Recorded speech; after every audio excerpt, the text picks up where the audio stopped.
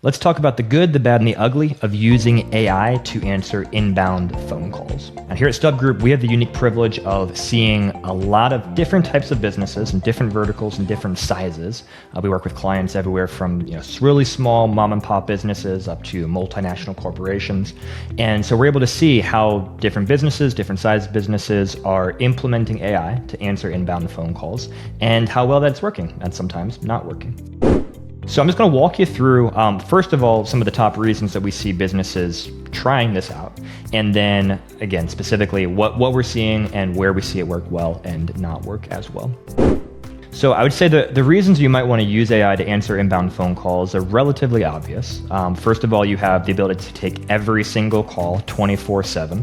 You're not relegated to the hours that a human receptionist is working. And even if you have 5 inbound calls at once and one person to answer those calls, AI is infinitely scalable. So you can make sure that you get every single inbound call. And that's really, really important. There's lots of data about how important it is to take every single call. And if you don't answer a call right away, a lot of people just dial up the next number. They're just going through Google, seeing who gets that call. Whoever takes that call gets the business. So AI is fantastic in terms of being able to allow you to answer every single call at any time of the day. So that's, I'd say, the number one reason that people use it. And obviously the hope there is that they would not be losing opportunity cost. In other words, they're not losing leads that might be coming in at those times. And then a second kind of obvious reason is save money. So it's a lot cheaper to have some AI service answering calls, even initially, than it is to be paying a human receptionist to answer those calls. And a third reason I would say is routing as well. So AI can potentially route people to the right place in either a faster way or, again, in a more cost-effective way than having a human answer and say, oh, you're asking what time we're open, here's when we're open. Or, oh, you need to talk to customer service, you need to talk to sales, you need to talk to accounting, whatever, here's the place to go. And obviously phone menus have been around for a long time, so that concept is not new. But what I'm specifically talking about here is voice AI, is AI answering and sounding along the lines of a human, where there's an actual conversation that takes place as opposed to tap 1 for sales, tap 2 for customer service type of thing. Those are some of the top reasons I would say for why people are using AI to answer calls right now. Now, is AI very good at answering calls right now? I would say it can be very good, but it requires a lot of training on your unique data. That's what we're seeing right now as of making this video in early 2026. So, for example, we see various smaller businesses who don't have a lot of data already in place in terms of phone calls coming in and the ability to take lots of phone calls and train it and train the AI on that data.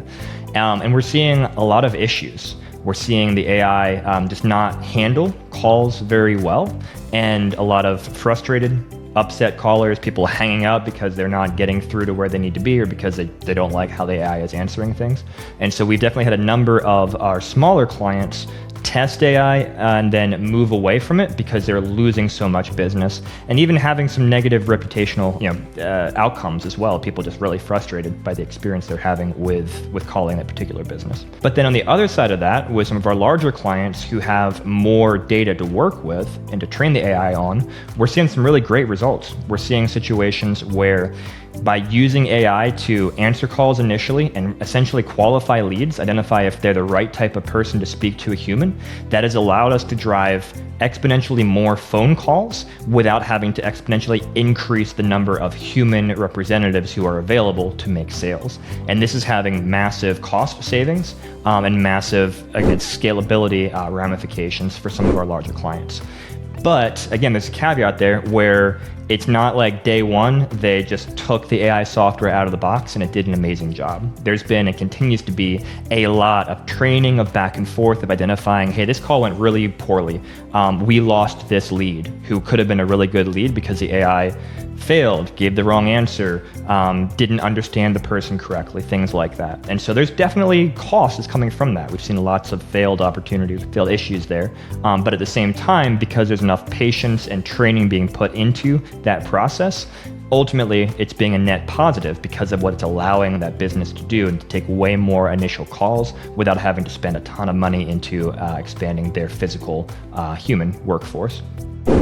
A couple other kind of things that we've noticed, I would say, is that there is a generational difference in terms of how callers interact with AI. And the older the generation, for example, we've got some clients where there's seniors calling in and looking for help with things, and we've definitely seen they really don't like engaging with AI. Lots of hangups, lots of confusion.